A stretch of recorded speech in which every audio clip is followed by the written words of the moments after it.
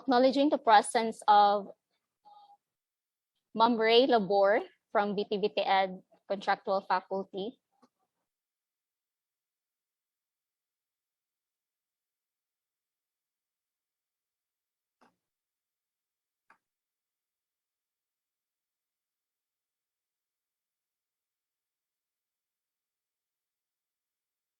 Assistant Campus Director, Dr. Franco G. Pantaleon. Good afternoon, sir. Good afternoon. Hello? Audible? Yes po, sir. Okay, good afternoon. Shall we start po, Ma'am Jo? So to finally commence the program, Recording in progress. let's have first the audiovisual presentation of the opening prayer, followed by the national anthem and SDSSU hymn. Let me share my screen first.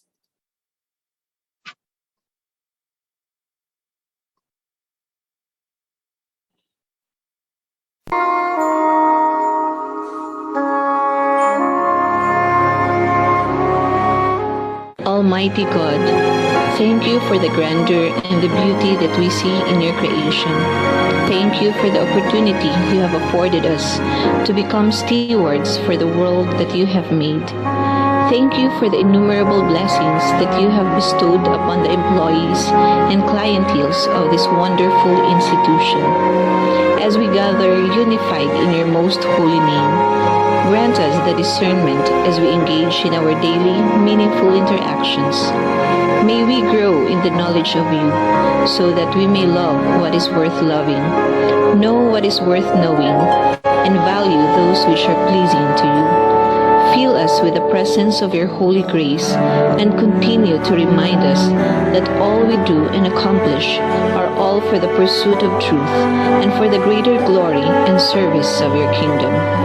Sustain and guide us as we realize our noble mission, that is to make your love known among the members and stakeholders of this academic institution and the wider community.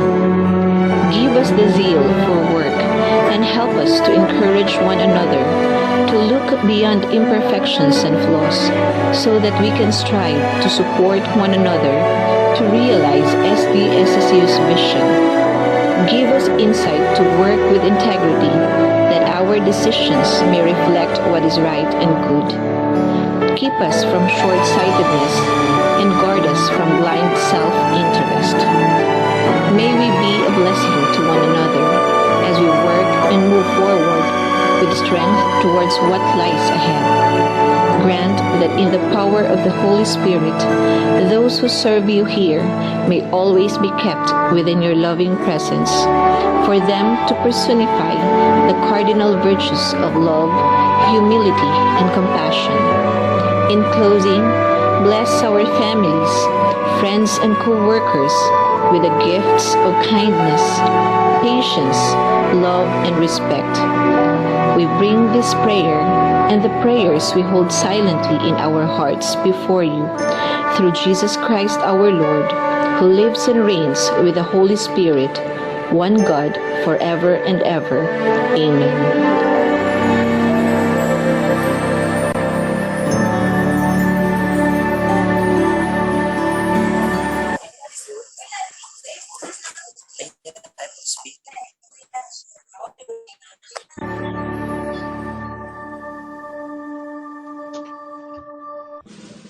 Mga kababayan, ang pambansang awit ng Pilipinas. Kayang magiliw, kaya sa silanganan, alam ng puso, sa titik ko'y buhay.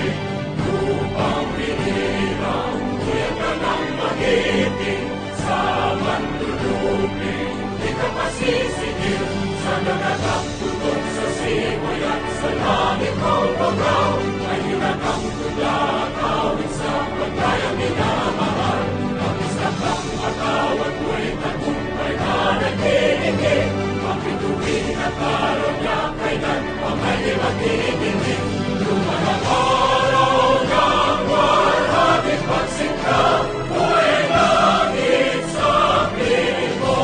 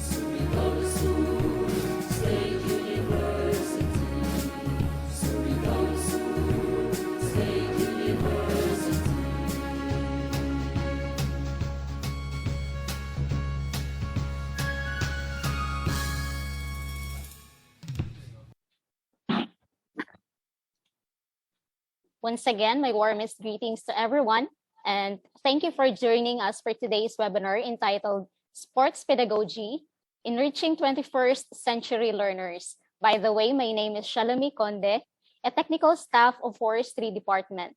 This webinar aims to increase physical competence, health-related fitness, self-responsibility, and enjoyment of physical activity for all the faculty, staff, and students so that we will be physically active for a lifetime. I hope that everyone will enjoy listening while learning at the same time.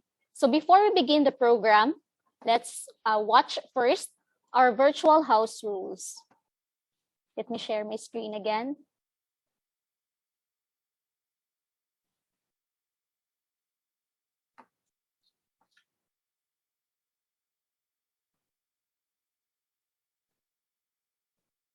Hi everyone, Mark M. Reville here from Forestry Department.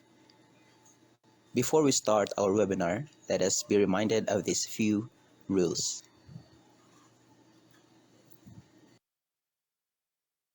This is going to be an amazing webinar as long as everyone follows these few simple rules.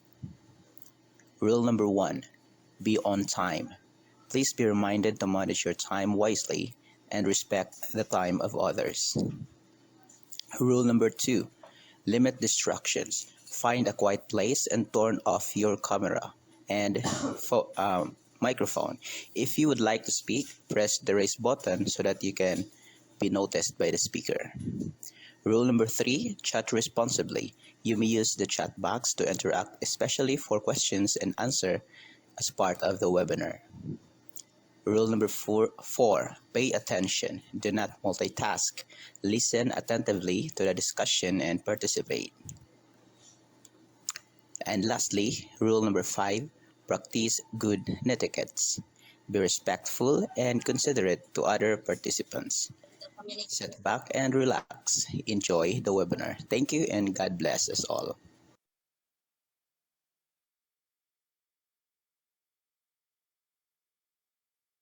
And now, without further ado, may I call on the presence of our sports coordinator for the welcome address. Let's all welcome Forester Josephine E. Madayag.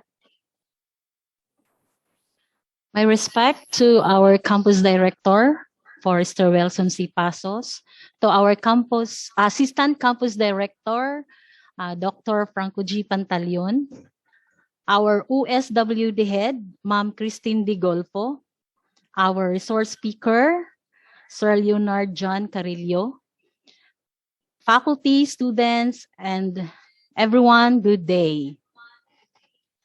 Sport pedagogy is concerned with the study of teaching and learning process of physical activity.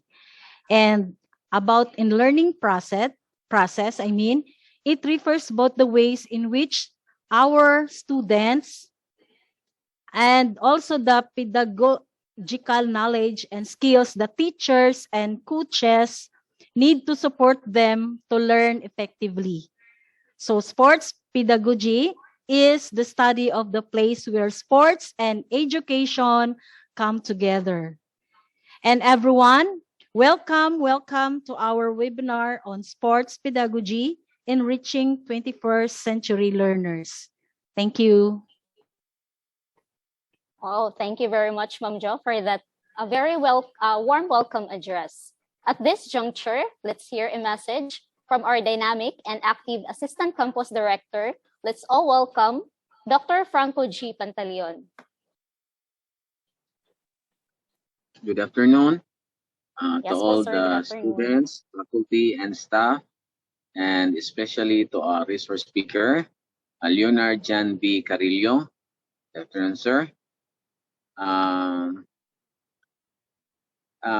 Sports, particularly sports education, particularly for the 21st century, especially right now, is very, very challenging simply because we're now experiencing different modalities of learning. So we have our limited face-to-face classes, as well as we also have our virtual classes. Now, with this, our resource speaker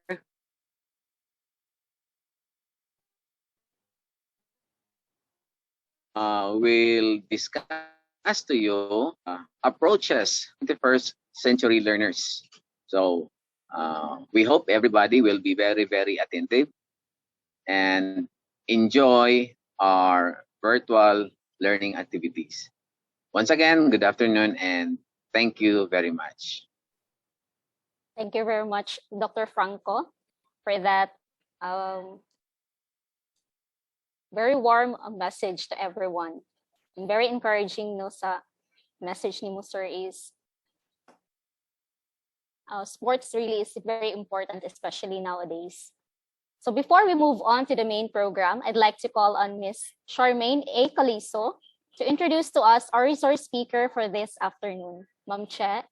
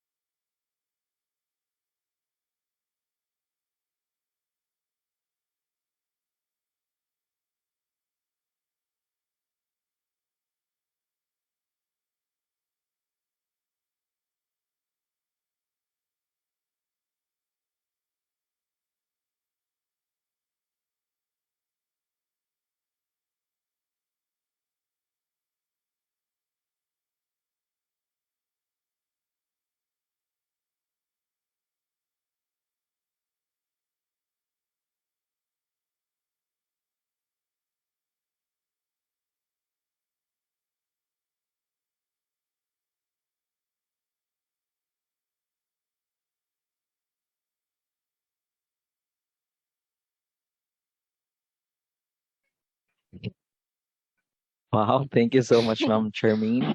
So that is very, ano no, that introduction is very, very, kuan gyud siya sa tong heart, char. Thank you so much for that very warm welcome, Ma'am Charmaine, and also to the faculty and staff behind this very event. So thank you so much for inviting me again. So before ko mag-start, I would just like to extend my deepest thanks to Forester Josephine Madayag for having me here again and for the support of uh, Forester Wilson C. Passos with the Assistant Campus Director, Dr. Franco Pantaleon. Thank you so much, sir and ma'am. And also to the faculty and staff again behind this very program. So this is my second time actually. So I don't know if everyone was at that webinar, but last time I was also here to speak about sports trends or trends in sports during the COVID-19. Now I am here again to talk about sports pedagogy. So Forrester Josephine already introduced what sports pedagogy is, right? So I think everyone has the what do you call this one? Idea as to what sports pedagogy is. So may I see answers as to what sports pedagogy is in their own idea?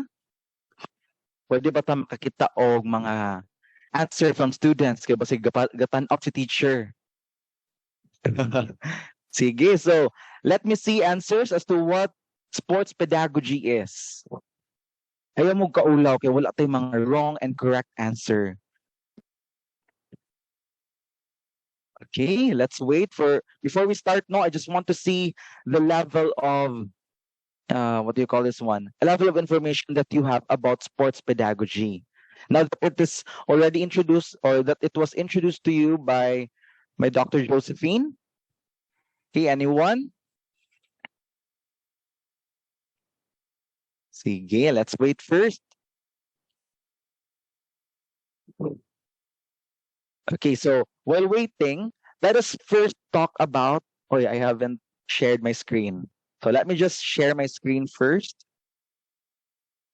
Share. Wait for a while. Is my screen visible? Yes po, sir. Yes, sir. Okay. Sorry, I forgot to do that. Sige, while waiting for the answers of the students, no? Let's just talk about what pedagogy is. No, kay kabalo naman ta what sports is.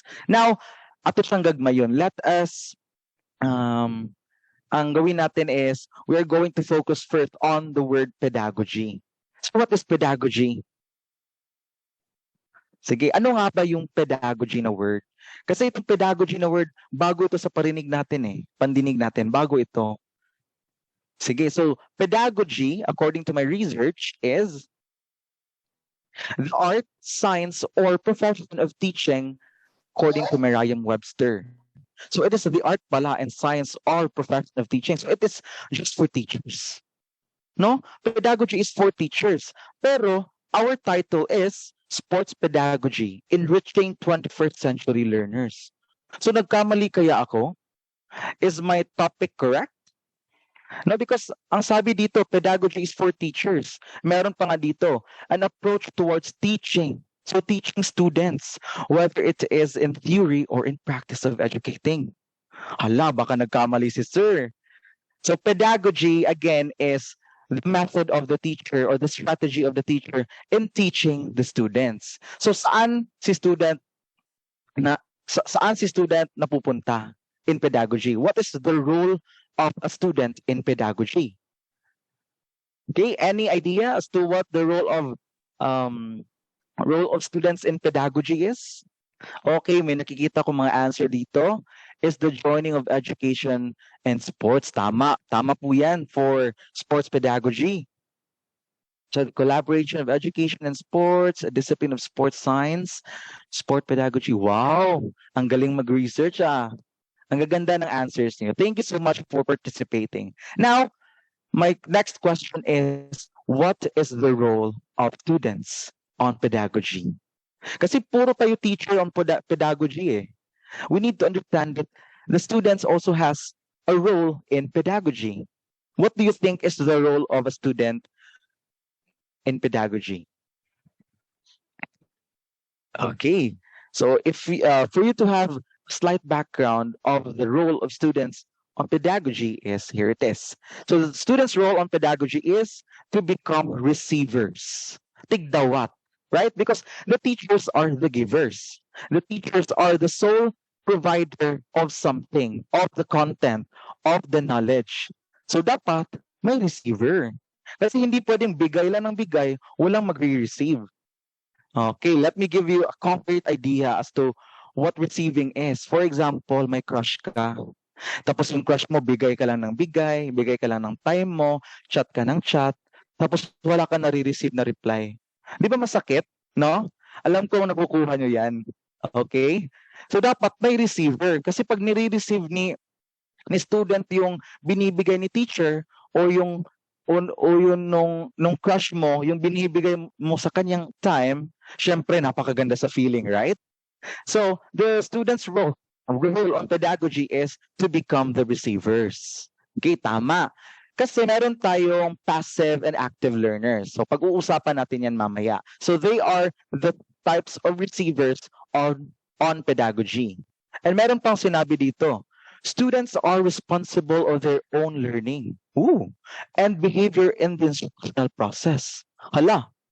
So bakit naging responsibility ng student ang kanilang own learning? Binabayaran si teacher ng gobyerno. Di ba? Yan yung pumapasok sa utak natin. The teacher is being paid by the government to teach the students. How come it became the students' responsibility to have their own learning and the behavior in the instructional process? So do you agree on this, students? Na si students ang responsible sa kanyang own learning? Totoo ba to? In your own idea? Totoo ba na si student ang may sole responsibility sa kanilang own learning? Yes po. Oh. Yes, it is its own self-discipline. Okay, tama po. Thank you so much. Oo, tamang-tama. Kahit binabayaran si teacher, kahit 1 million pa yung ibigay mo sa teacher, kahit international teacher pa yan, if the student is not willing to learn, then of course, the strategy, the methods or the whole pedagogy of the teacher will be ineffective. Kahit effective ito sa student 1 and sa student 2, very passive learner, hindi pa rin mag-work si pedagogy. So tama po yung sinabi ni Thierry at Tum that students are the ones responsible of their own learning. So wag mong i-blame si teacher. Kasi si teacher, siya yung nagbibigay ng content, siya yung nagtuturo sa atin, nagbibigay ng methods and the right strategies in order to learn. Okay, so again, the students' role on pedagogy is to become receivers o sila yung nagre-receive ng mga tinuturo ni teacher. Tama ba? And for passive learner and active learner, I would like to stress this out that every one of you choose to become active learners. Kasi sa nakikita nyo sa picture, di ba, si passive learner, hindi napupuno yung cup niya or yung tawag dito, yung bucket. Kasi nakikinig nga siya, pero nilalabas niya lahat sa kabilang tenga. Nakikinig dito, nilalabas dito. No? So hindi talaga napupuno si student kasi passive learner siya. Hindi siya gumagalaw, hindi siya gumagawa ng way to fully understand or comprehend what the teacher is presenting. Okay? So we should be active learners. Kasi si active learner, napupuno yung tabo niya or yung bucket niya kasi while he is listening or while he or she is listening, she is also understanding the concept that is being presented by the teacher through pedagogy. So doon na pumasok sa pedagogy. So same lang din sa sports. If the teacher is presenting something or or a skill, if the student is passive, hindi niya makukuha ang the right way to receive a volleyball. No, kahit sabihin mo dyan na in order to receive the ball, you bend first in order to get your momentum. Kahit sabihin mo yan ng paulit-ulit, kung si passive learner, hindi siya nakikinig at ina-understand or iniisip niya kung paano yun gawin, wala pa rin. Kaya dapat maging active learner tayo. So I would like to request everyone to be an active learner for this session. Pero hindi ko kayo i-force because pag kino-force kasi yung student, nawawala yung interest. So hayaan natin si student ang gumawa ng paraan paano sila maging active learner. Okay, next is di pala. Di pa na next. Okay. So okay na siya. Meron ng connection si teacher at si student. So diyan na ba nagtatapos? Is that where it ends? The connection of a teacher and a student? Okay, friends na si teacher at si student. Okay na ba yun? Are we going to stop there? No? Kasi nakita na natin ang connection ni teacher sa student. Pero tama ba na mag-stop tayo dyan? Do we need to stop with the relationship of a teacher and a student? What do you think? Do we need to stop? To answer that question, of course not. We don't need to stop. We must not stop because the teacher and students' pedagogical relationship is being presented in a didactical relation. So, bago pala pumunta si teacher kay student, the teacher should have a content. Kasi di pwedeng pumunta lang si teacher sa student tapos walang dala. So the teacher have a content, no? So content po yan, hindi po yan content. Kasi kung sasabihin natin content, ikaw ay contented. Pero kung content, it is the content of what you are teaching. Oh, so naging English teacher pa si teacher. Very versatile. Huh? So again, the teacher should have a connection with the students through content or the subject being learned or being taught or the lessons. So, teacher, papunta kay content at saka papunta kay student. Will that stop there? Magsa-stop ba tayo kay teacher, content, student? Hindi. We are not going to stop kay student. Punta kay student, di ba meron tayong teacher, to content, to student, what will happen next? Diba? Student to teacher. Si cycle yan eh. Kung si teacher may ituturo na content, si content mapupunta kay student, so what will the student give to the teachers? Anong ibibigay ng student kay teacher? Meron bang maibibigay? Ano to? Chocolates? Floor wax para pumasa? Ano? Can I see comments? Anong ibabalik ni student kay teacher in return for teaching the content? Hello.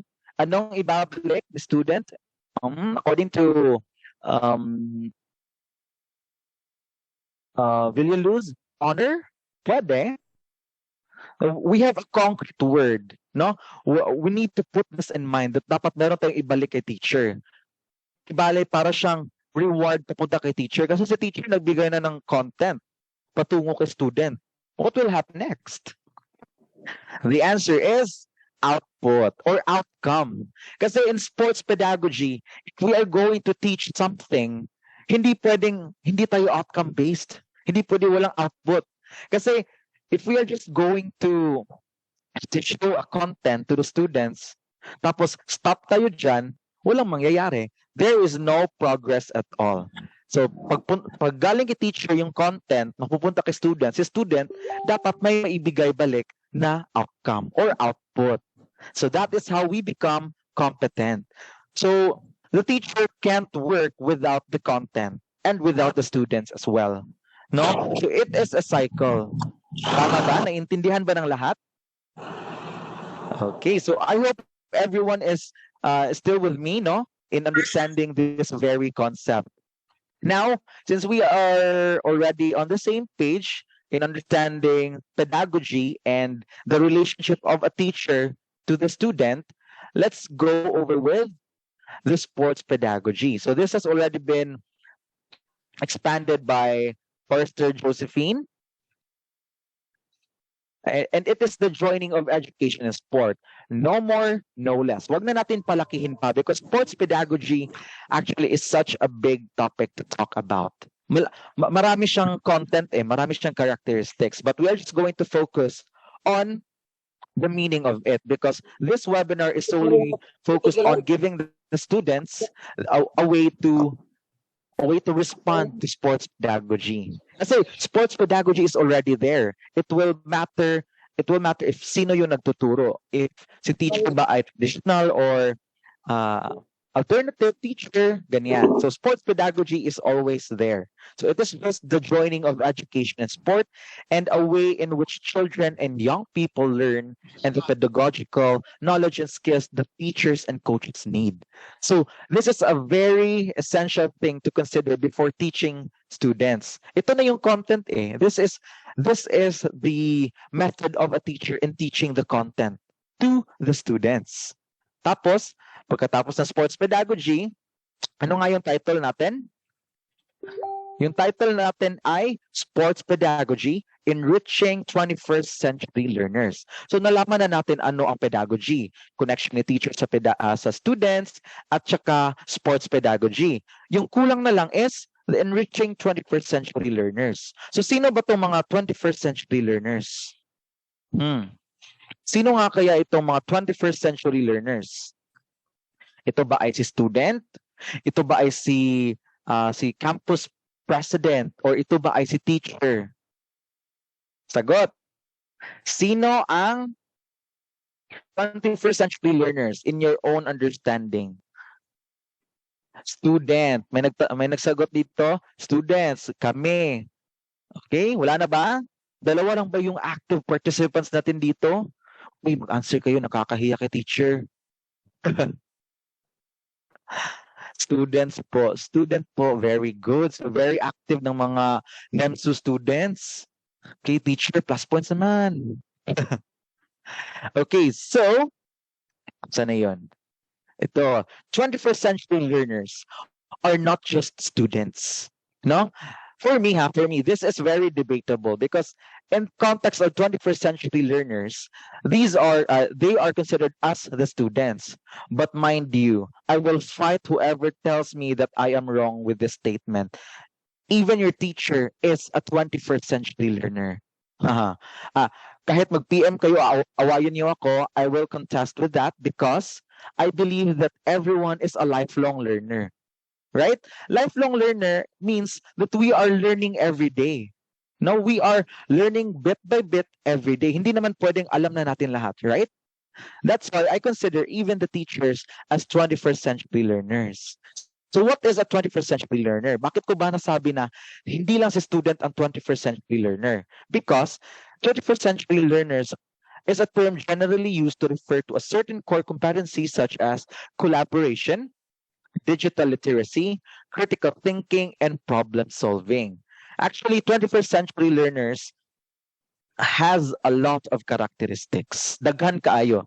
Marami tayong i-consider. However, we are just going to focus on the core competency, which are collaborative skills, digital literacy skills, critical thinking skills, and problem-solving skills. So let's see if what competency are you on? Kung saan kayo nababagay? Kung sa isa ba, sa collaboration ba, sa digital literacy, o sa kanya?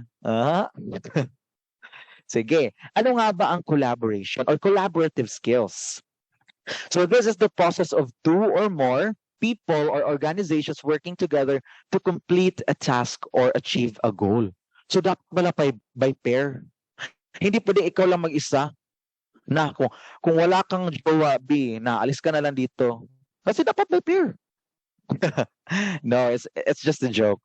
So collaboration is come to think of this, hindi mo magagawa ang isang building if you are just the only one building it. You need to collaborate with other experts, with other students, with other people in order to create it, right? So that is the sole purpose of collaboration. Wag na nating palakihin. Kasi 21st century learners, kayo na yan. You already know what collaboration is. You're going to pair with another student or other sections, parang ganyan, in order to complete or achieve a goal. So naintindihan ba ang collaboration? Alam ko naintindihan nyo yan kasi marami dito walang partner.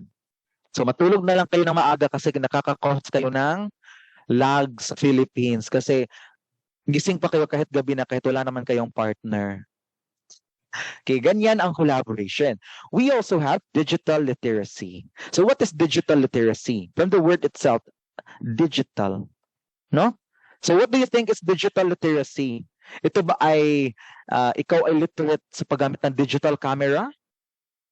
Hindi. So while I am asking questions, you can just type in your answers ha kasi nanonood yung teachers niyo. Your teachers might record it. Okay, digital literacy is having the skills you need to live, learn, and work in a society where communication and access to information is increasingly through digital technologies. So, pasok mo kayong lahat. Pasok mo kayong lahat sa digital literate. Kasi ako, pispa ko dyan. So that means I am a 21st century learner. Hindi kayo makakapasok, itong 98 participants ngayon, hindi makakapasok if you don't have digital literacy. Kahit small information lang na alam nyo, you are digitally literate. Okay? Si Ma'am Chella, alam niya kung paano mag-manipulate ng computer para maging successful itong event na ito. Si Ma'am Chella ay digitally literate. So, ang smart ni teacher. Kayong lahat, nakapag-attendance na ba kayo? Kasi nakita ko kanina sa comment section may attendance na.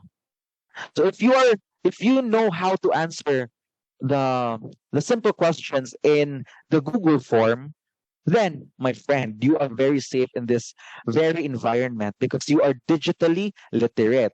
Pero maraming level ang digital literacy.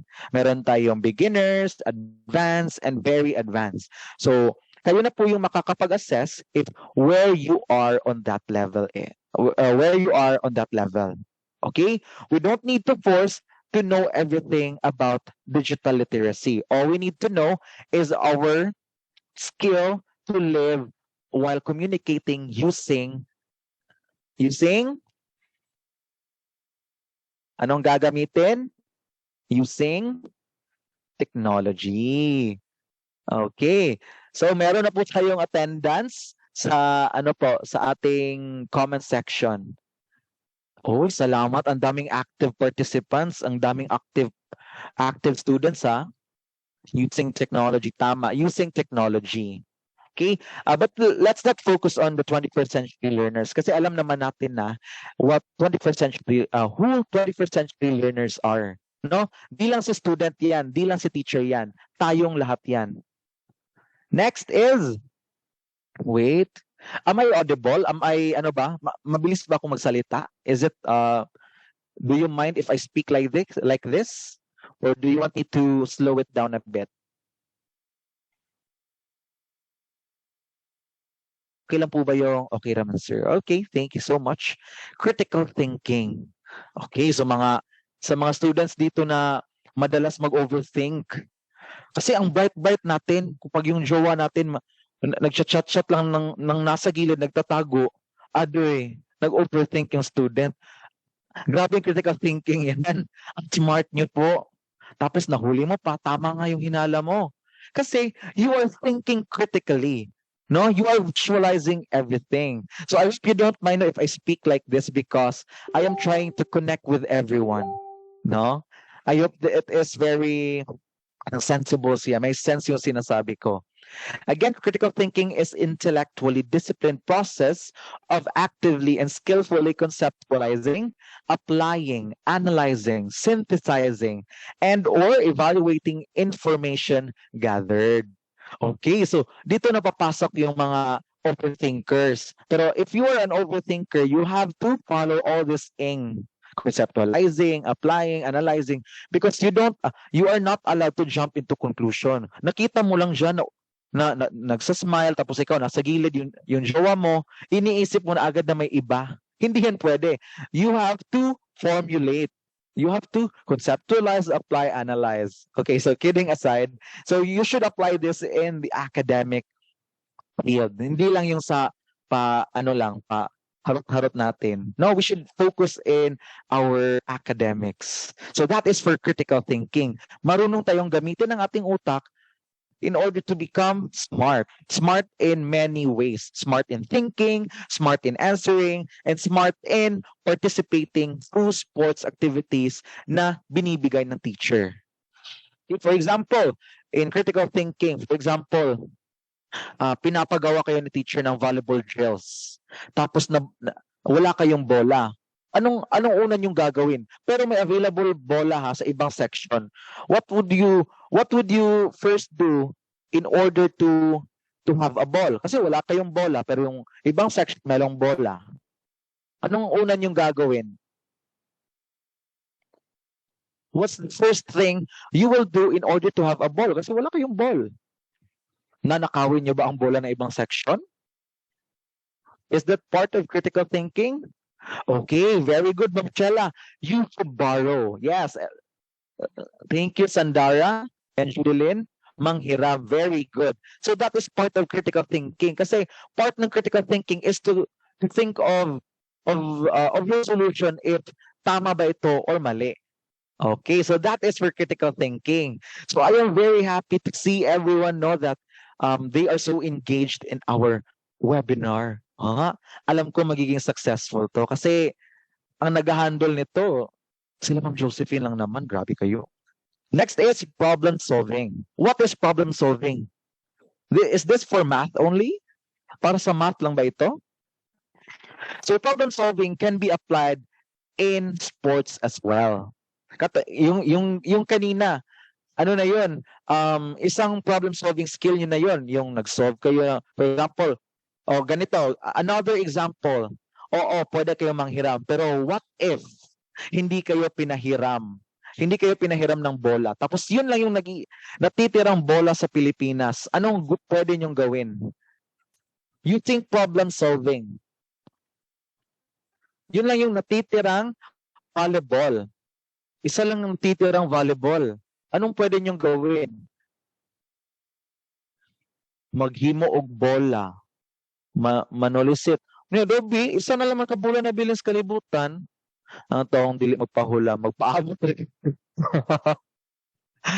Okay, so actually your answers reflect what your problem solving skills are. Well, let's see. Borrow a ball, mansolicit pangpalit. Okay, pwede. Kaso wala nang bola, wala nang natitira. I like the answer of Gelan Jalan, maghimo og bula. That's a great thing. That is a big way to solve a problem. Now, if there is no ball available, then of course you can make one. Diba? Okay. Dili pug sa di mapahula. Very attituding. Papaama 350. Lubi na lang yung mong bola. Go. Agad sila makidula sa inyo para makagamit. Oh, I like this one as well. Jan Jan. Okay, you are going to compete with them in a collaborative way. Wow, grabe si Jan Jan, very 21st century learner. Palakpakan natin si Jan Jan. Wow. Abangan, hala. Iba na yung mga talent niyo. Gagawa po ng paraan. Very good. So that is for problem solving. So very good everyone, no? At least you can see the difference of not the difference. You can see the connection of critical thinking, problem solving, collaboration, collaborating, and ano nga yung isa? Nakalimutan ni Sir. Ano yung isa? Critical thinking, problem solving, collaborating, and nakalimutan ko.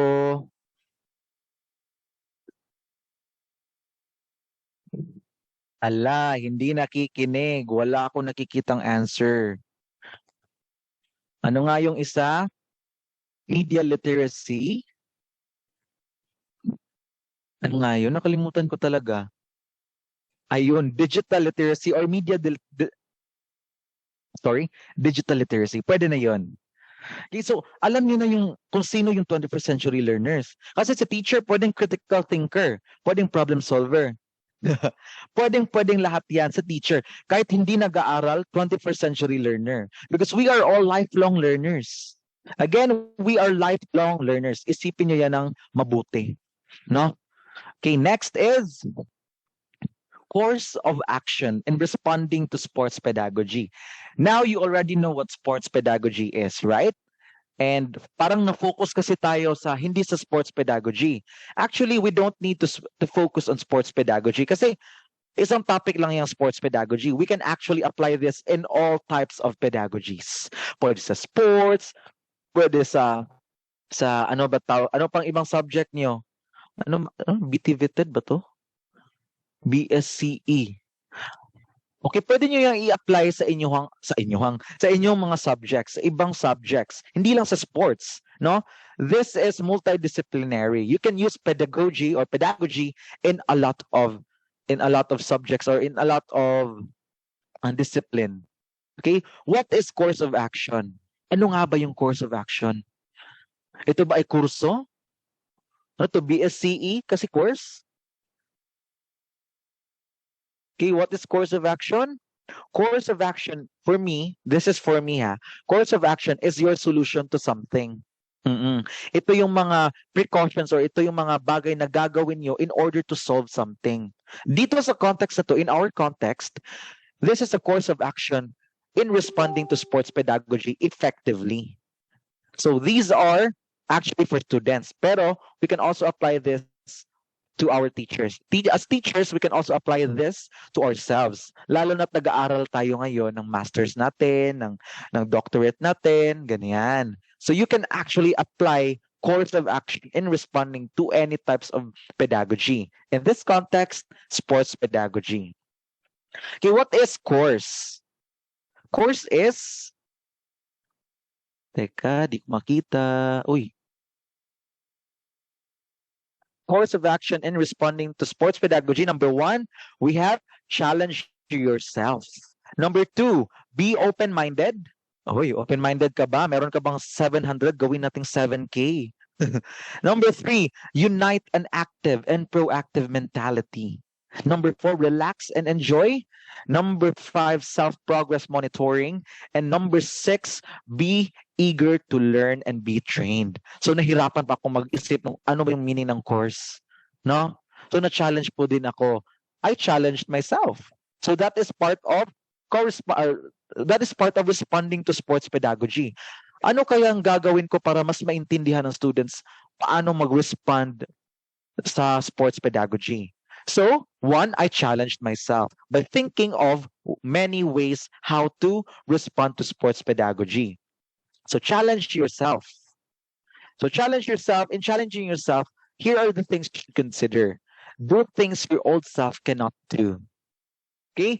So, if marunong ka nang gumawa nito, hustler ka na, anong ang Tagalog ng maayu? Magaling, sorry. If you are magaling in so many things, then my friend, you're not challenging yourself anymore. You need to move up. You need to impress yourself. No? Kasi kung marunong ka ng mag-volleyball, grabe, ikaw international player na, move on. Iba na naman ang laruin mo. Pero wag mo iwan yung volleyball. Kasi ganyan yung tao nangiiwan pag napagsawaan na. Wala. Iniwan din ba kayo?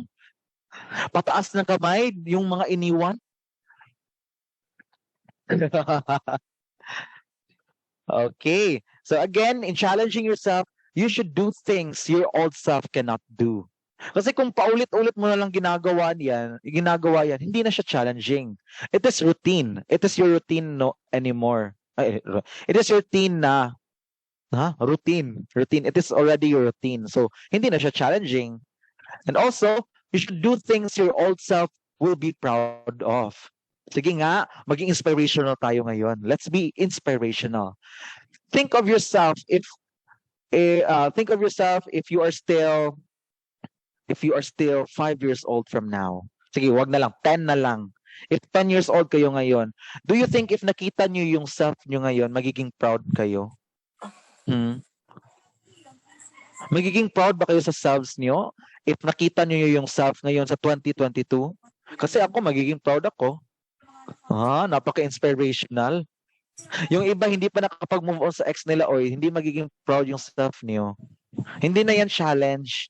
Pity na yan. You challenge yourself. By doing things your old self cannot do and doing the things your old self will be proud of. Okay, remember that, letter C, challenge yourself. Next, we have be open-minded. Okay, magdala kayo ng 700 pesos. Gawin nating 7K. Bibigyan kita ng snacks. Be open-minded, okay? Okay, joke lang po. Being open-minded means you're open to a lot of possibilities.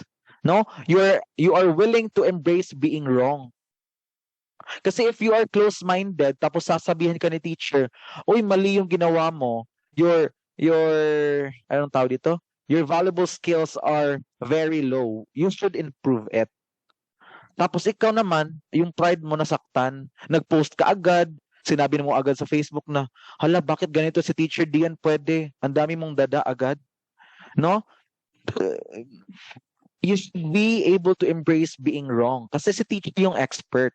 Pero if you think that if you are correct in that way and you have proof, of course, you can share it to your teacher. Hindi kailangan i-post lahat sa Facebook kasi yung mga tao ngayon, super duper post agad sa Facebook. Kahit sila naman yung mali, post agad sa Facebook, right? They are not very open-minded about it. No? They should or you should also have the ability to hear new ideas and concepts being presented by the teacher. For example, sa basketball, nag-present si teacher paano mag-shoot ng bola. Okay, so nag-shoot si teacher, ganyan. Pag niya, may follow-through. Ay, nakita mong gumanyan si sir. Tapos, sabi ng sir nyo, dapat may ganyan. Tapos kayong lahat, nag-shoot kayo, shoot lang ng ball, tapos nakita nyo yung score nyo, 5/10 lang. Kasi part ng pag-shoot yung follow-through, right? Sa mga basketball player. Tapos, ikaw, nagalit ka kasi, sir, bakit na-shoot ko naman? Bakit 5 points lang po ako over 10? Na-shoot ko naman. So, in-explain na teacher na, kasi anak, yung pag-shoot, dapat may follow-through. Kahit na-shoot mo yan, tapos walang follow-through, you are not following the basics. So, dapat open-minded ka, huwag ka agad magalit. Kasi si teacher naman, nagbibigay ng second chance. Yung ex mo nga, iniwan ka, tapos si sir mo nagbigay ng second chance, nagalit ka. So, let us hear new ideas and concepts being presented to be fully open-minded. Lastly, learn to empty your cups. So, dapat ubusin niyo yung kape niyo after. Hindi. If we are going to empty our cups, kasi marami tayong natutunan before na is very obsolete na ngayon. Very obsolete na talaga. Yung napag-iwanan na ng mga ideas. No? You should be able to unlearn those. Dapat makalimutan nyo yan. Kasi maraming bago ngayon. Siya nga may bago, di ba? No? Learn to empty your cups to be open-minded. Oh, daming hugot ni sir. Para may pinagdadaanan. Hindi, happy sister, happy. Next is, unite an active and proactive mentality. So active. Di ba napag-usapan na natin kanina ang active? Active students are those who are willing to learn, filling up their cups, and to fully understand and present it to their teacher in their own way. Ganun di ba yung active students? Paano naman si proactive? Si proactive, meron niyang tawag dito, it has an opposite. It is reactive. Ito yung sinabi ko kanina. For example, nagkamali si teacher or napagalitan ka ni teacher. Nag-post ka agad kasi gusto mong nag-post ka agad sa TikTok ng parinig para sa teacher mo, para pag-usapan si teacher, para mawala ng lisensya si teacher. Ganyan yung mga klaseng taong mga reactive, no? Sila yung ang baba ng mentality nila towards it, no? They are very unprofessional. While being proactive, they are those who are willing to put a solution on a problem. So, nagsacycle lang ito sa course of action. And this course of action is being proactive in a lot of ways. So, another example of being proactive is not saying there's nothing we can do. Instead, having a proactive mentality is saying let's find an alternative. Sorry for the typo. It's let's find an alternative. So naghahanap ng solution. Kanina 'di ba, pinahanap ko kayo ng bola and lahat ng mga nag-answer, they are proactive. They are very active and very proactive kasi hindi sila nagsabi ng hindi kami maglalaro, di bye, huwag pilitin, no? So they are finding an alternative to a problem. It is their course of action. Also, we have this, I can't to I can. Instead of giving up, they are trying their best just to fulfill what they have to do. So those are proactive and active students or having a mentality of proactivity and active minds. Okay ba? Naintindihan ba ang unite and an active and proactive mentality? So wag agad mag-give up. We don't need to give up kasi it's a teacher nagbigay sa atin ng, for example, swimming tayo. Kasi ang swimming napakahirap.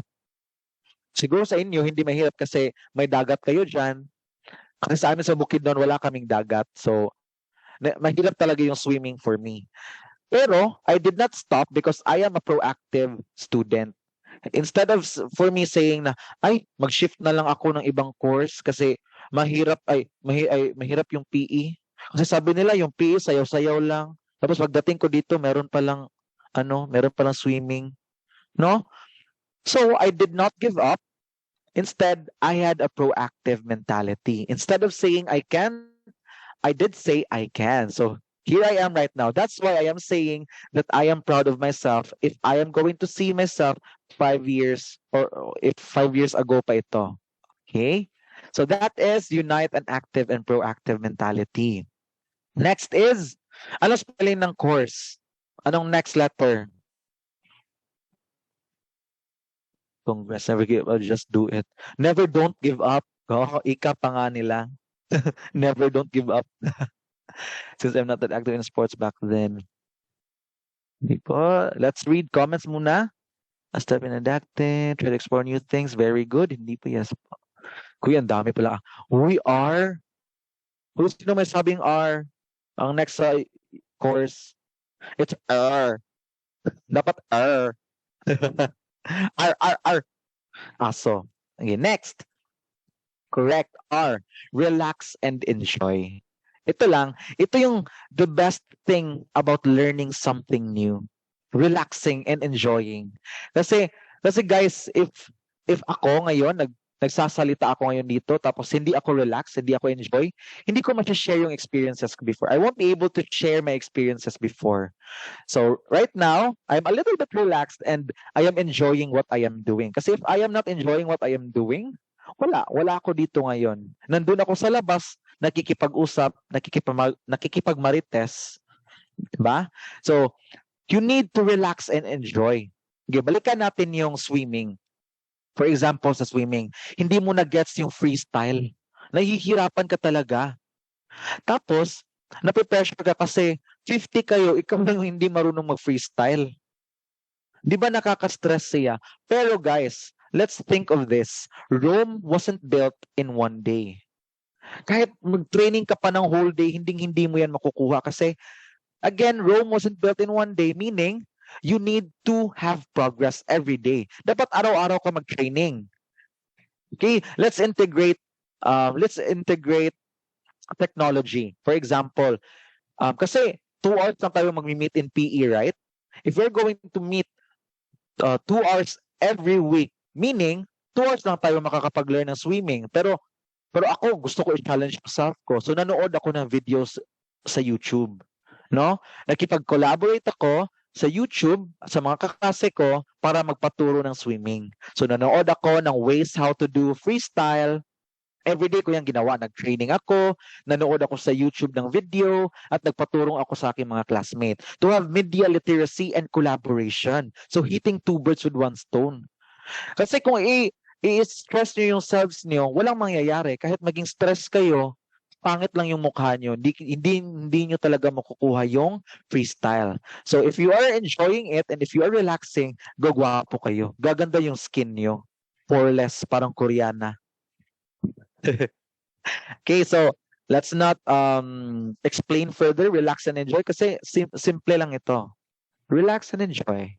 So you are enjoying every lasting moment. No more, no less. Last, hindi pa pala. Self-progress monitoring. So ano nga ba itong self-progress monitoring? So you are assessing your own behavior, your own progress. You are recording all the results and you are also writing all your achievements. Okay, bakit ba? Bakit ba natin kailangang i-monitor yung progress natin? Kasi if, for example, sa basketball, day 1 of training, hindi ka nakapag-shoot. Okay, di ka pa nakapag-shoot kasi day 1 pa nga lang ng training tapos di ka marunong mag-basketball. And on the second day, still hindi mo nagawa. Nag 2 months, hindi ka pa rin nakapag-shoot. And for example, on the 3rd month, nakapag-shoot ka na ng twice. Grabe, 3 months yung training, twice lang yung na-shoot mo. But that's okay because small progress is still progress. Diba? So, isusulat mo yan para maalala mo na twice kang nakapag-shoot after 3 months of training. And after the 4th month of training, wala na. Ganyanin mo lang kahit hindi ka manood. Tapos titignan mo yung progress mo. Wow, grabe. 4 months of training, papag-shoot na ako. Ganyan. You are checking your own progress. Kasi pag hindi mo yan chine-check, meaning you are not aware that there is a problem with your skill acquisition and skill learning. Ganun siya, students. Next is be eager to learn and be trained. Ito yung pinaka-the best part ng advice ko to apply course of action. Be eager to learn and be trained. Be active and be proactive. Kasi again, kahit napakagaling na magturo sa inyo, kahit si Ma'am Josephine pa yung magturo sa inyo, wala pa rin kayong, hindi nyo maiintindihan if hindi kayo magpa-participate, hindi kayo active learners. You should show willingness by giving outputs. Diba? Kanina sa didactic relationship natin, nakikita natin doon na si teacher dapat may content. After content, it will go to the students and the students will have an outcome, an output. So I am so excited to share this because as you can see, our topic is really a cycle. Bumabalik sa each other. May connection with each other. No? Lahat ng sinasabi ko dito ay magkaugnay sa lahat ng bagay. Ang lahat ng bagay ay magkaugnay. And in showing willingness, in showing your eagerness to learn and be trained, meaning you have an output. You should show changes. Kasi if nakita mo talagang walang changes, tapusin mo na lang B, wag mo na lang ipadayon. Kasi wag mo na lang ipadayon kasi hindi ka eager to learn and to be trained. Dapat may willingness ka. You should have the willingness by showing output and showing changes. Swimming with 4-stroke, nag-practice swimming during weekends. Wow. So that's good. Will you lose? No? Never give up. Just do it. So that is for letter E, being eager to learn and be trained. So ano nga yung C, everyone, before we proceed to our next slide? What is C? Paki-comment po. Pamain. What is letter C? Challenge yourself. Very good. Letter O. Let me see your answers.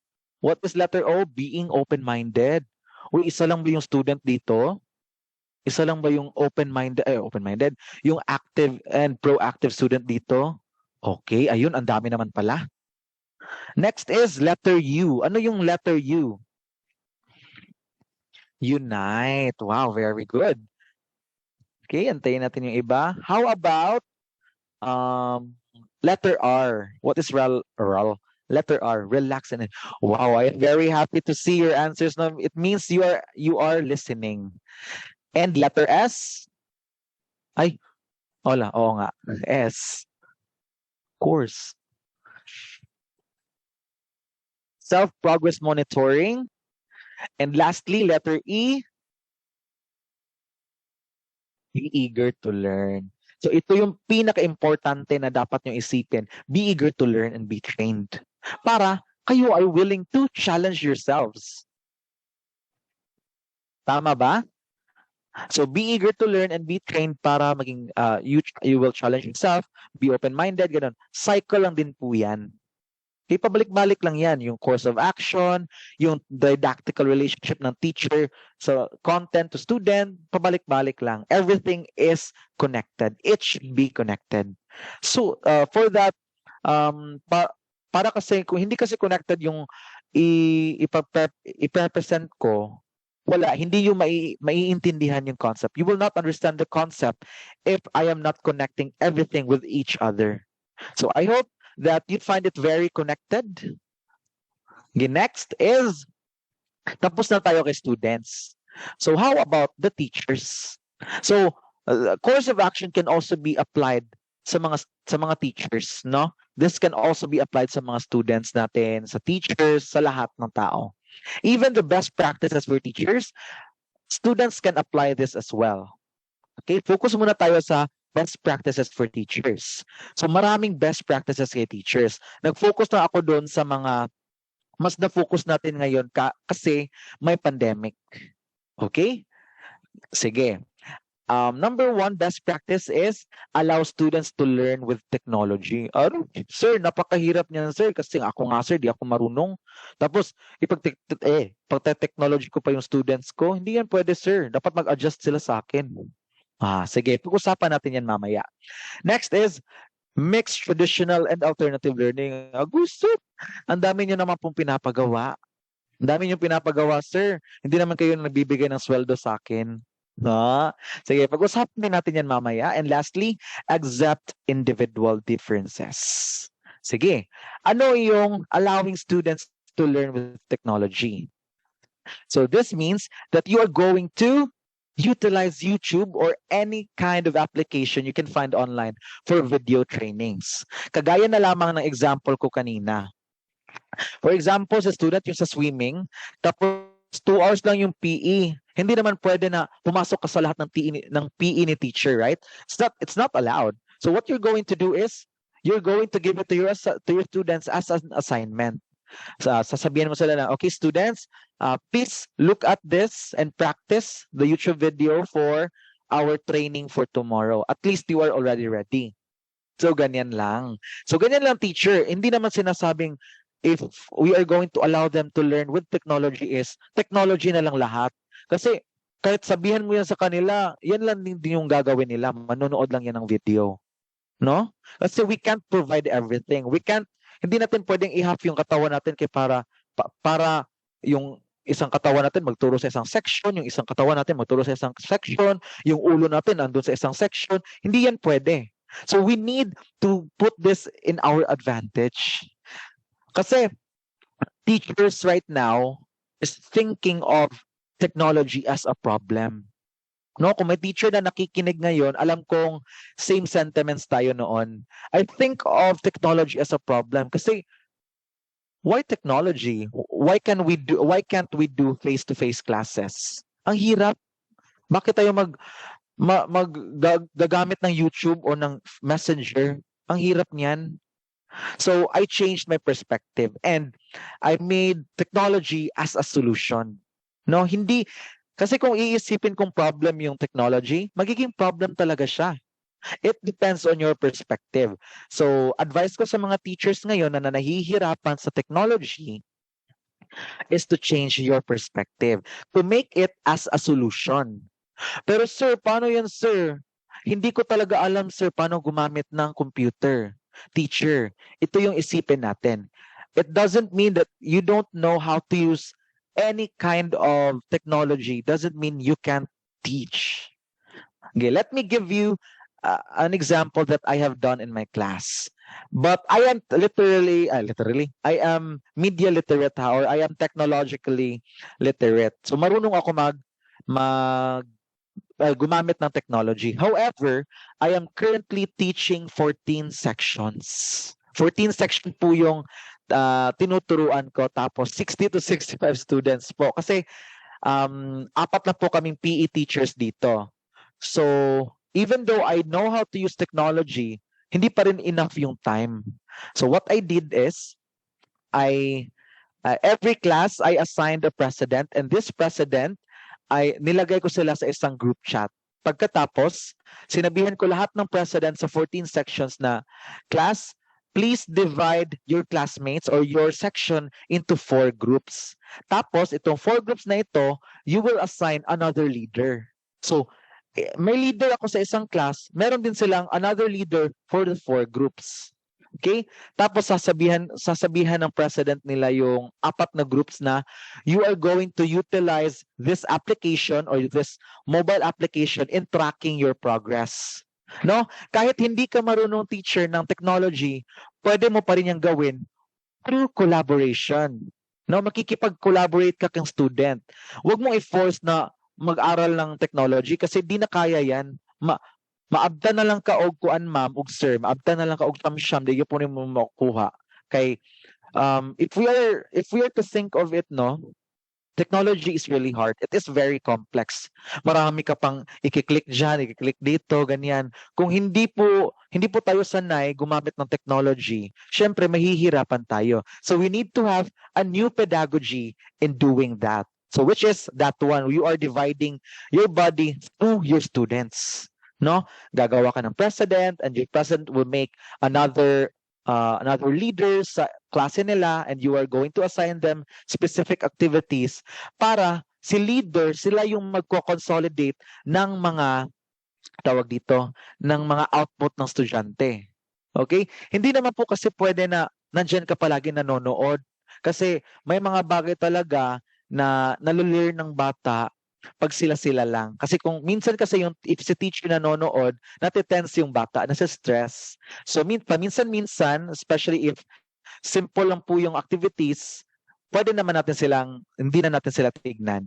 No, for me lang, no, for me. Because that is my best practice during these trying times rather. Okay, using mobile application for tracking progress. Marami na po yan ngayon. We have Strava, Endomondo, Runkeeper, Adidas Running, MyFitnessPal, at Google Fit. Actually, teachers, I am using this right now. This is, tawag dito?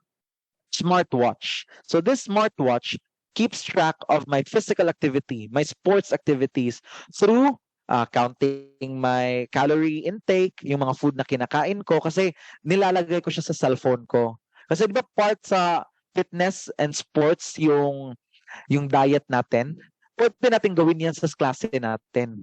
No? We can integrate technology through these activities. So nilalagay ko doon ang kinain ko ngayon. Tapos if I am jogging, nakikita rin dito. Sinasabi niya, are you jogging right now? Tapos yes ko yan. At makikita ko po kung ilang steps na po yung nagawa ko or ilan na po yung calories na na-burn ko at saka yung heartbeat ko po. No? Kasi yan yung importante in exercising. We need to see our heart rate. No? It is all here. This is the greatest advantage of having to learn technology. We have Strava and Domondo, Runkeeper. Pero again, teachers, you don't need to force yourself to use these things kasi iba-iba tayo ng pedagogy. Ito yung pedagogy na ginamit ko sa aking class. No? Kasi mas nadadalian yung student kasi iniisip kasi natin na pag si student na palagi nasa cellphone, bad habit na yan. So in order to deviate from that or in order for to solve that problem, I have a course of action and it is to let my students use their cell phone in a good way. No, i-download sila, i-track nila yung exercise nila, tsaka i-track nila yung sports na nagawa nila, kung ilang calories yung na-burn nila. Kasi nakikita nyo yan pwede nyo i-require yung students na today, you need to achieve 7,000 steps. No, dapat na makapaglaro kayo ng ilang oras ng ganito ng ganyan. Makikita nyo yan sa application. And you're going to let them upload that para makita nyo po and voila, nagamit nyo po yung technology. So are you still with me? You can, students you can also apply this to yourselves. Kung gusto nyo pong man ko ng technology. Wow. Be eager to learn. Okay po, if sa students, if you're willing to learn or if you're willing to use these these applications, you can really download it. Actually marami pa po sa lalo na sa Android at saka sa iPhone, marami kayo mada-download dyan, which can suggest to your teachers, and it is still called collaboration. No, kasi wala na pong time si teacher na maghanap ng mga ganito kasi may pamilya pa po si teacher tapos nag-iisip pa ng mga activities. So you can also give this task to your students. Tapos si students makikipag-usap sa iyo na teacher, maganda itong gamitin to track our activities. No, so that is for allowing students to learn with technology. Okay, next is mixed traditional with alternative learning.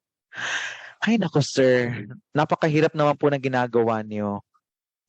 No? In traditional, meron pa kasi tayong mga traditional teachers. We have traditional teachers and we need to accept that fact kasi hindi na yan mawawala. Kasi marami po tayong teacher na pinanganak na wala pang technology. So of course, they will use traditional kasi yan yung napagsanayan nila. Kaya nga traditional, right? In alternative learning kasi, dyan na po yung papasok yung mga iba't ibang strategies in learning using technology, yung mga bago na yung mga PowerPoint presentation, mga ganyan.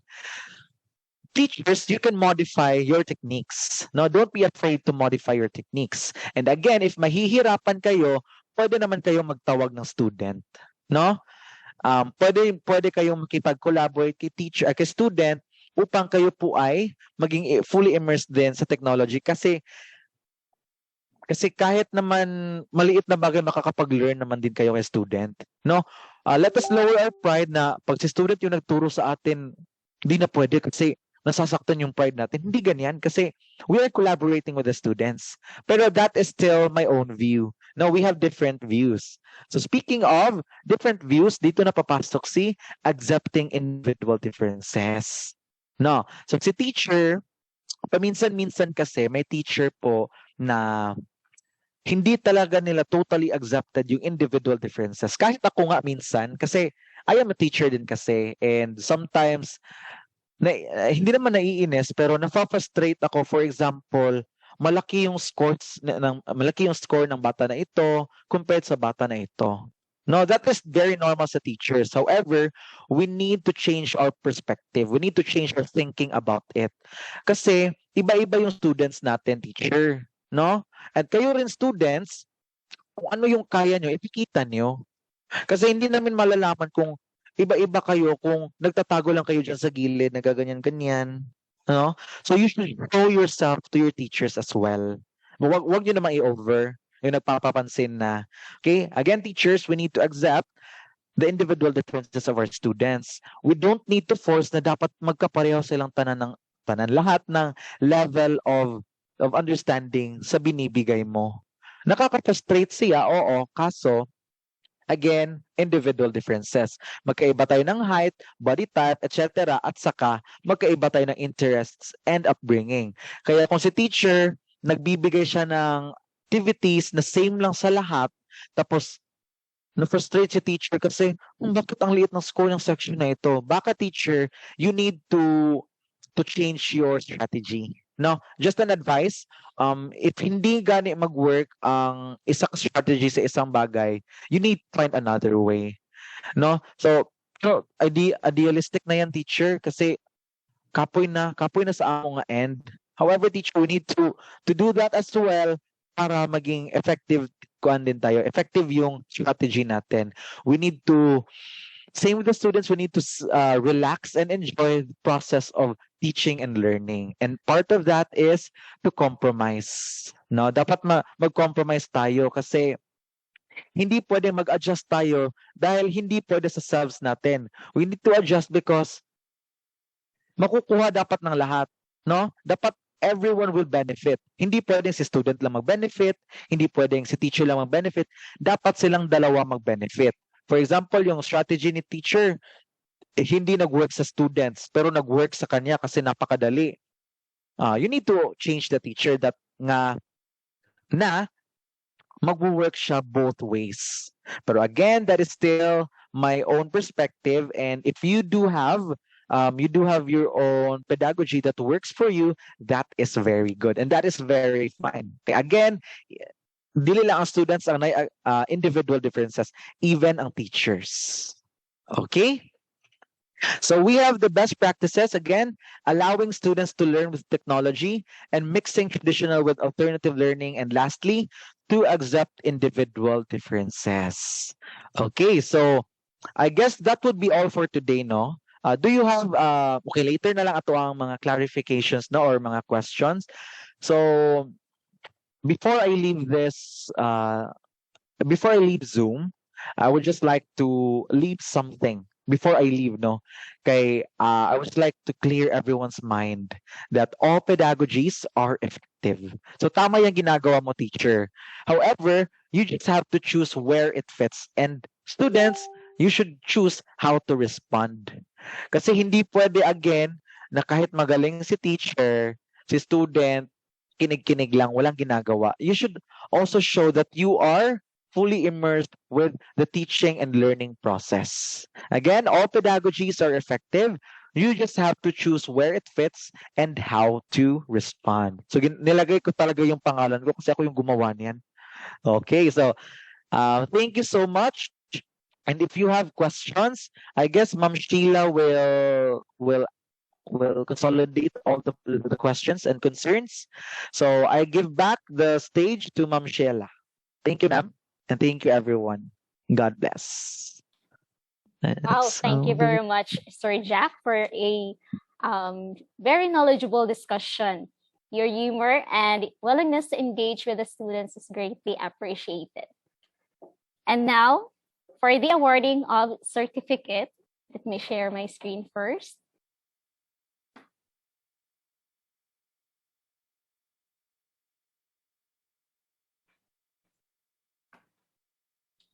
In grateful recognition for your enduring commitment and exceptional services, Northeastern Mindanao State University Bislig Campus Sports and Development Office is hereby giving a certificate of commendation to our resource speaker for this webinar.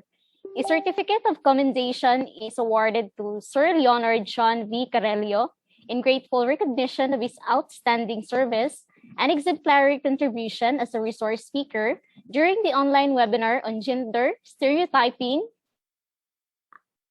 sports pedagogy, enriching 21st century learners, September 28, 2022 via Zoom teleconferencing, given this 28th day of September 2022 at Northeastern Mindanao State University Bislig Campus, Maharlika, Bislig City, Surigao del Sur, Philippines. Signed by our very own sports coordinator, Forster Josephine E. Madayag, and our campus director, Forster Wilson C. Pasos.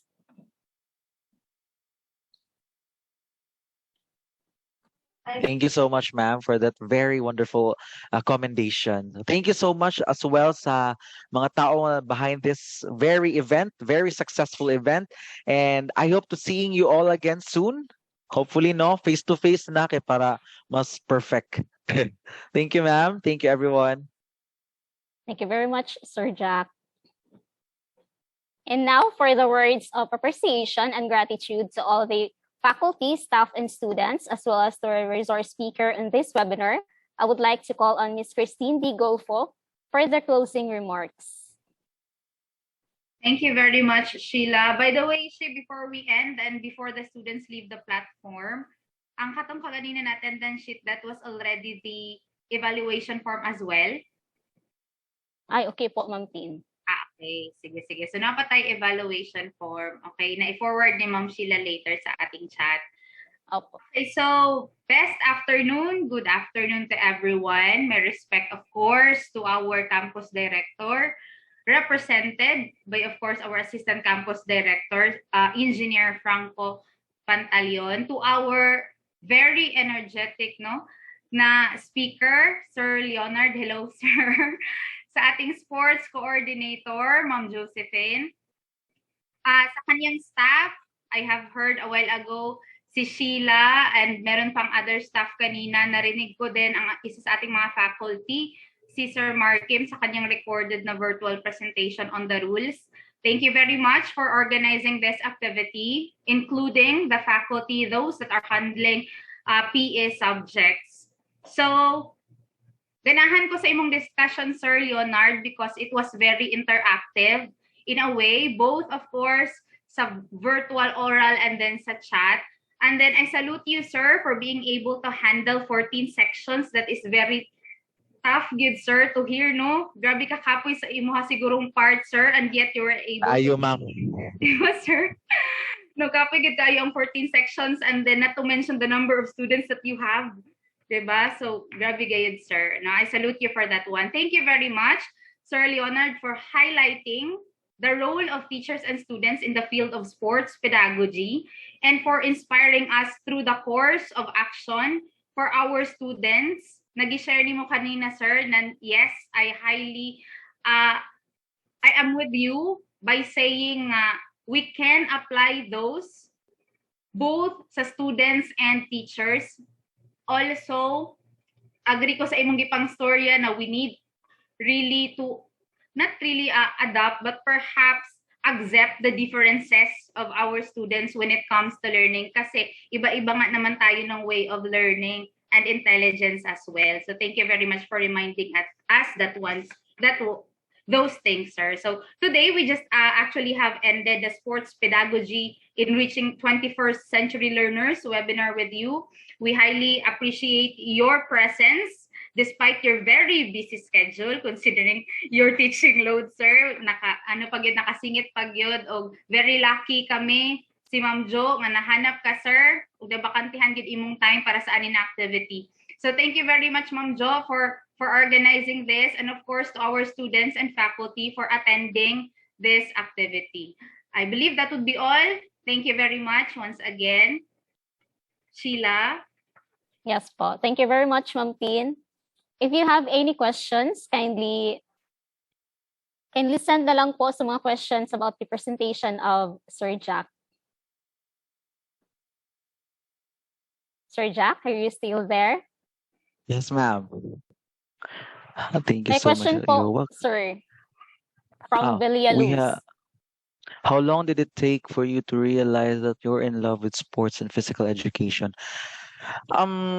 Actually, it was not a realization. It was already in me because dili man gid ko physical education student before. I was actually an accountancy student. So I was on the verge of finishing accountancy, but I felt like there's something wrong. No? Siguro it's a little realization, but mas mag-focus siguro ko sa word nga kanang driven. So mas driven ko diri ang path instead of here. So sports has already been part of my life, even if bata pa ko, because I am very active. No, makita man ninyo the way I speak, no nga very active si sir, and even bisag sa personal active gid ko sa mabanggaan ti ka diha ingan ako ka active. And yeah, in love ko sa sports and physical education because and that's really my passion. It is where I grew and it is my life. So I hope I answered that, Villaluz.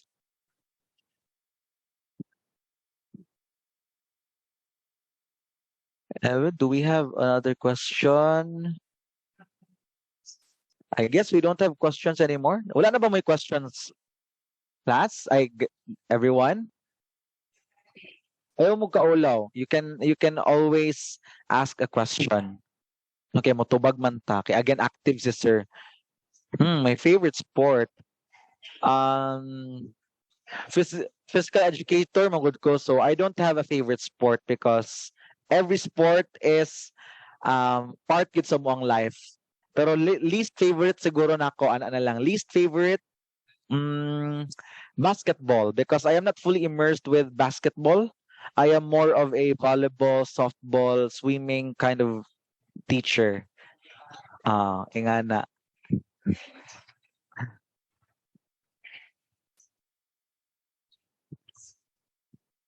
Well, okay. So I guess Ma'am She, wala naman siguro tayo question. Pwede ba kung maka-ask ng question, sir? Yes, ma'am. Sure.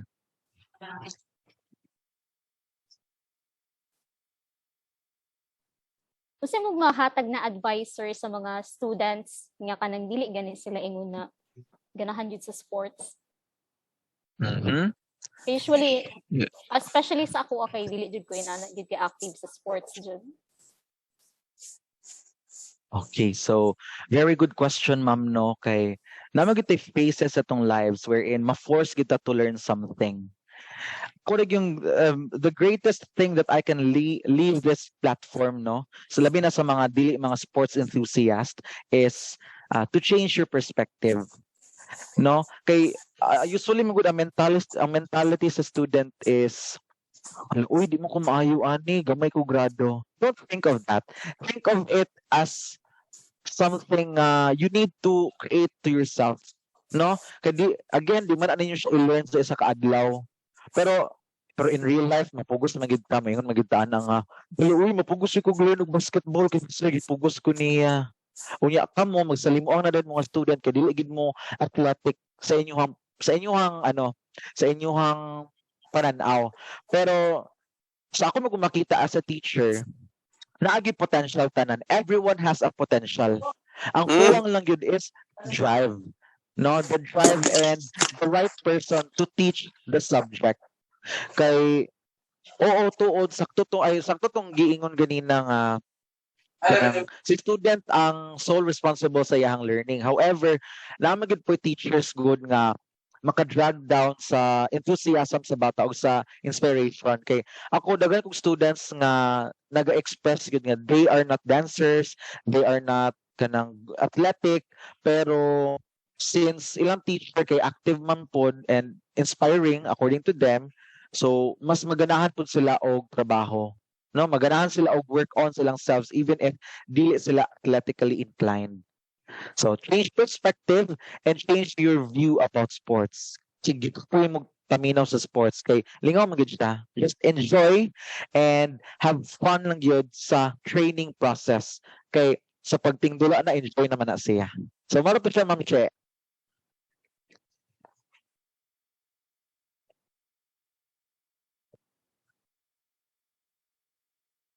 And add lang day ko na dili gyud nato siya ma-force, no?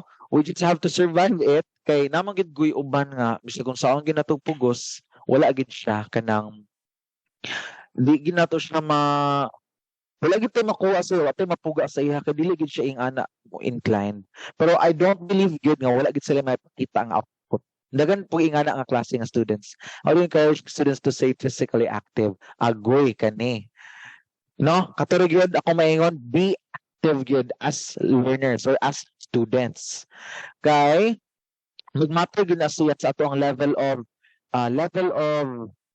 sa perspective about physical education or being physically active.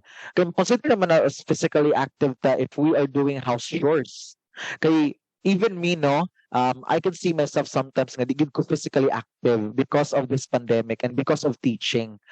Pero I have encouraged myself by simply looking at the mirror. Tanawa gid yourself sa mirror. You and ask yourself if is this me? Is this the person I am thinking of before? No? Tanawa ninyo if you are healthy. And if dili mo happy sa inyong gakakita, and that is the time to stay physically active. And you can do it by collaborating. Kadagan naman kaayo og kuan, daghan kaayo og kanang mga students nga they are more interesting. I mean, they are more interested on something if naa sila kauban. Kung katunay mga uyab ka na, lahi po na siya. Katong na yung mga friends, of course, it is very fun to do it even if you don't want to do it.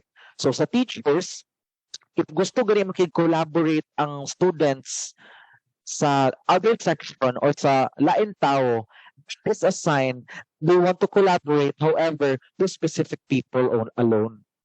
Kay kung ipugusto mo sila sa laing tao, syempre, dili gid sila interesado to do the activity. Isa siguro na sa ato i-consider, no, to fully immerse a student to do physical activities.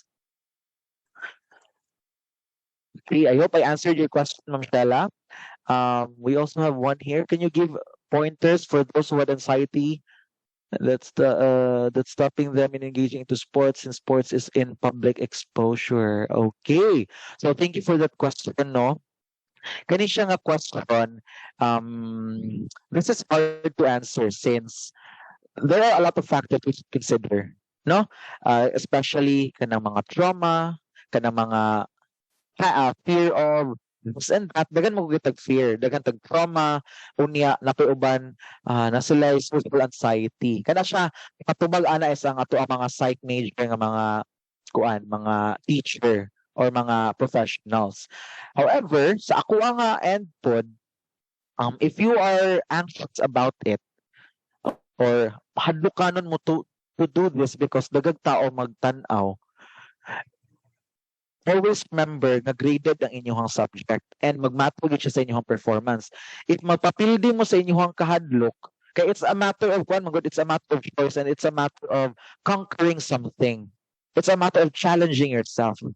You should conquer your anxiety, challenge yourself, pero ayaw pugos. Do it slowly. Ayaw pispasa, ayaw kalitakay. Wala gyud mahitabuan na ikaw ra gyud matrauma ana usamot.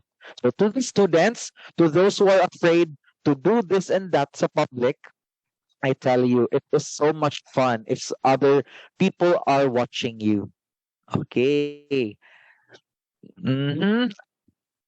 I hope I answered you. Will you lose? Sir, is there any disadvantage of being physically active? Disadvantage. It is very interesting. Okay? I can't think of an advantage. Siguro, one disadvantage, disadvantage ba? Oh, sir, is there any disadvantage of being physically active? I don't really see it as a disadvantage. Pero sometimes, burden siya because, sa ako nga end, sometimes, disadvantage siya because makalangan siya sa imong work. No? Makalangan siya sa imong work. Do ako ang ingon karon na one is makalangan siya sa inyong work kay syempre you have to devote yourself and fully immerse yourself in doing physical activities. Mo na siya ang isa. Another disadvantage is if masubraan mo og physical activity, di gid pud siya maayo. No, okay, if you are doing too much, kamo gid ma-injure mo ana. Mo na siya ang disadvantage, no, Mr. Siya nag-ask. Miss Reveline. So that is a disadvantage. So you need also to think through, mo ba na kinahanglan ta mo maminaw kita sa PATFIT 1 o PATFIT 2 tickets na to, okay? Sa PATFIT 2 manggod na to, I don't know if nag-PATFIT 2 na ba mo diri ma'am? I mean PATFIT na ba mo nga subject? Or Pardon, PE sir? pagyapon. The PATFIT na ba mo nga subject ma'am sa new curriculum or PE pagyapon mo? PE 1 to 4? Pagkahapon siya, sir. Okay. Anyway, So since PE man gyapon, we can also naman na siya gyapon sa FITT, if you can still remember.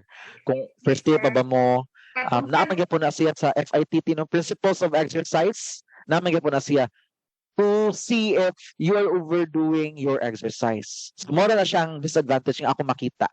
Murag ano, Sir But hype is- Leonard, sa new curriculum po, katong sa especially sa education, during the orientation, sir, is ang gi-follow na ata sa among mga first year is katong sir? Pat fit? Good. Yes, sir. Yes, po. Sa new curriculum. Sa mga first year, sir. Sakto. Sa amin din po, ma'am. Patfit po yung ginagamit namin ngayon sa first year. Anong year po ba sila ngayon, ma'am, itong mga bata? Lahat po ba ito? Mix man yata ni sir. Agad third year ni sir. Mix yata. Third year. So, PE, ano pa ngayon? PE, nasa PE 1 to 4, yung series niyo. Okay po. Same din po dito sa amin. Kasi bago lang po namin din yun, in-apply yung PatFit 1. No? First year po, sir. So PatFit kayo. So, sa mga PatFit students dito, lalo na sa first year, fully immerse yourselves good sa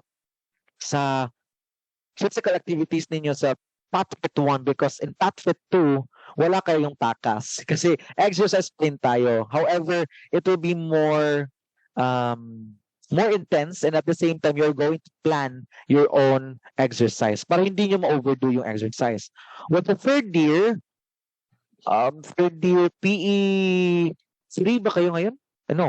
PE 4. Ay, tapos na. PE 4. Safe, wala na may PE. So walang PE. So sa walang PE na, you still need to be safe. Kahit wala kayong PatFit. No? Kasi, lalo na yung flexibility natin. So actually ngayon, I am doing my thesis and it's about flexibility. And ang hirap dito is, kung wala na tayong physical education, buti na lang, nagsabi si Julia Luz na wala na silang PE. Kasi, importante yung PE when it comes to moving. Kasi in moving kasi, we're moving our body. So, nagiging healthy tayo. Pero, kung yung flexibility natin, na nakikita sa PatFit 1 na nawawala na agad, pag PatFit 3 and 4, or PE 3 and 4, nawawala na yung emphasis ng flexibility, doon tayo delikado. Kasi if hindi maganda yung flexibility natin students, imagine, lalo na yung flexibility natin dito sa lower part natin, dito sa may groin natin. If hindi natin yan ma-exercise, tayo ay delikado. So dapat, kahit wala na kayong PE, you fully immerse yourselves sa kahit simple activities lang sa bahay. No? Yung maraming sa YouTube. You can download it and you can watch it. Daily workout. Sakto. So be safe lang yun, ha? Be safe lang yun in doing a lot of exercises. Don't strain yourselves. Yun lang.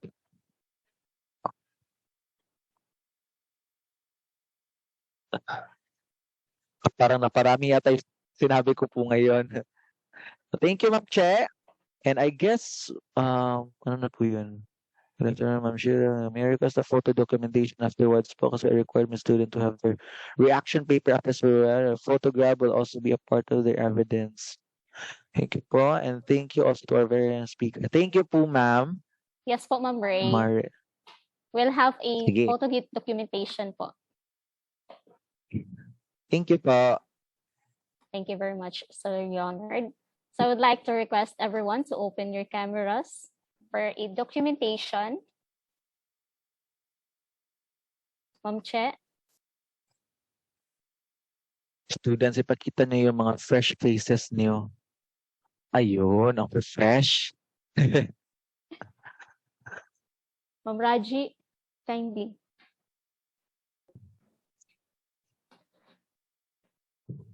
Uy, ganito pala ka-fresh mga taga Bislig. Ang Sana all daya. fresh. So in Tingnan niyo 3, si Ma'am 2, Shella, oh, 1 for the fresh. first. Sana all, sir. So for the first slide, in 3, 2, 1, smile. And for the second slide, Ma'am Raji, kindly po. In 3, 2, 1, smile. And for the third slide, In 3, 2, 1, smile. And for the last slide, in 3, 2, 1, smile. Thank you very much, everyone, for your participation. Thank you din, ma'am. Yes po, sir.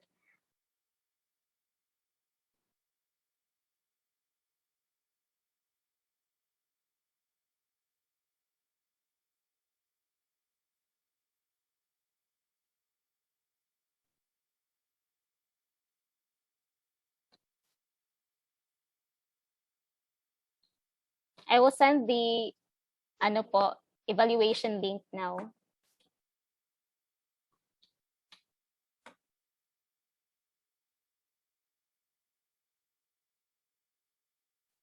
Sir Jack, basi na pa kayo ipang-announce sa Sir Jack. I guess siguro ma'am.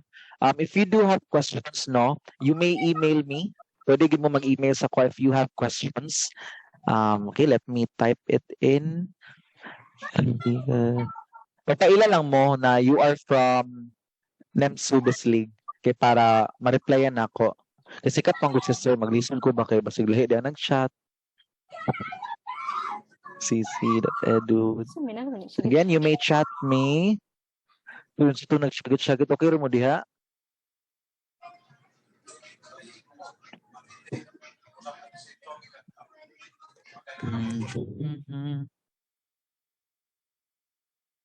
Because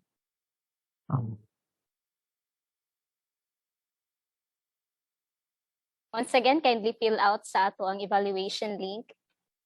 So, reminding everyone to please fill out the evaluation form and kindly double check the spelling of your email addresses because the e-certificates are generated automatically by using the automatic certificate generator.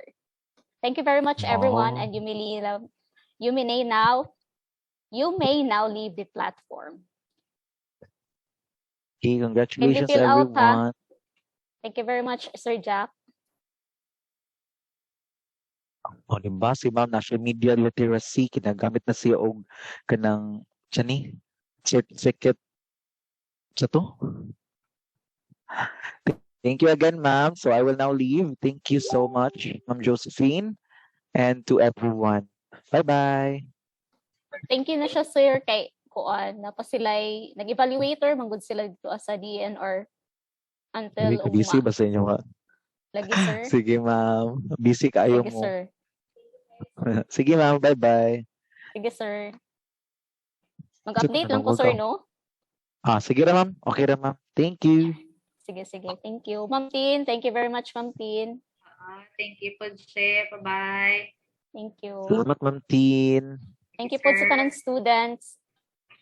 Very active kayo. So, leave.